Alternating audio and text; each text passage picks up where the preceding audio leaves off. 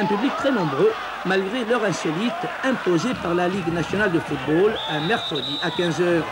Au cours de la première période, le Sporting a largement dominé son sujet en se créant occasion sur occasion. Ici, c'est Rondelaer qui repousse sur sa ligne une tête de Camadini. Pégorer était battu. 2 minutes plus tard, c'est Mamadou Faye qui donne un ballon en or à Laurent Castro. L'avant-centre Bastiais manque l'immanquable. Le forcing va payer à la 19e minute. Très belle ouverture d'Olivier Santine de 40 mètres. Bouraba lobe intelligemment Pégorer. 1-0 pour Bastia.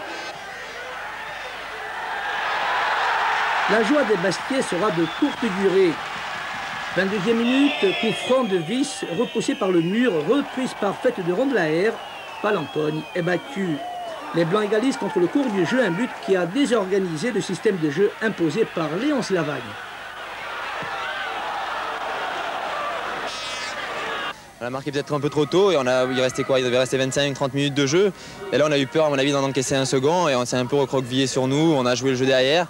On a perdu quand même pas mal de ballons, mais bon, ils n'ont pas eu d'actions très dangereuses. Dès la reprise, c'est Valence qui fait le jeu en passant par les ailes.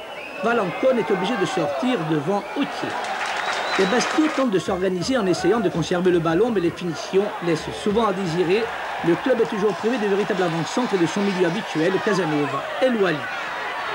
Autre exemple de la précipitation des Bastiais, Castro qui a de l'espace, centre dans les bras du gardien valentinois. 60e minute, Padovan récupère le ballon.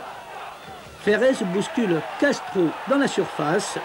Sans hésiter, l'arbitre montre le point de pénalty. Les Valentinois protestent, mais monsieur De Rien ne reviendra pas sur sa décision. Gilles Leclerc tire et marque. Bastia reprend l'avantage. L'arbitre aurait pu siffler un deuxième pénalty sur cette faute de Valour sur Bouraba.